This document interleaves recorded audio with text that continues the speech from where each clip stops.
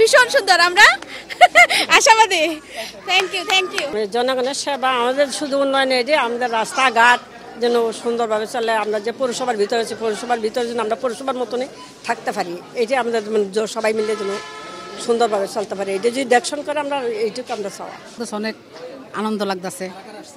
আমরা আসছি না, আমার বাইফতের বউ আসছে, বইনে আসছে, বাইজি আইছে, সবাই লিয়ে আসছে। জি, কাকে মেয়ে আসবে পরে, আমি দেওয়ার পরে মেয়ে আসবে, সবাই দিতিব। জি,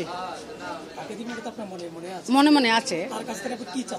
দেশের নাগরিক হিসেবে প্রথম দায়িত্ব পালন করলাম, অনেক ভালো লাগছে মনে হচ্ছে এটা। হ্যাঁ, জি হ্যাঁ।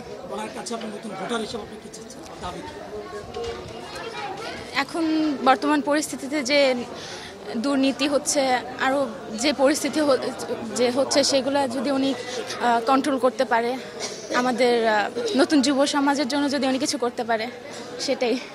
মাধবপুরের পরিবর্তনের জন্য তার কাছে কি চাওয়া? আপনাদের মাধবপুরে আপনি যেটা এক্সিকিউটিভ পারসন, আপনার কাছে কি সমস্যা এই বয়সটাতে ধরা খাচ্ছে, যে সমস্যার সমাধানগুলো করা দরকার? হ্যাঁ, বর্তমানে যুব সমাজে মাদক, তারপর যে অ্যাডিকশন রয়েছে, সব কিছু বর্তমান সমাজকে অনেক ধ্বংসের পথে নিয়ে যাচ্ছে।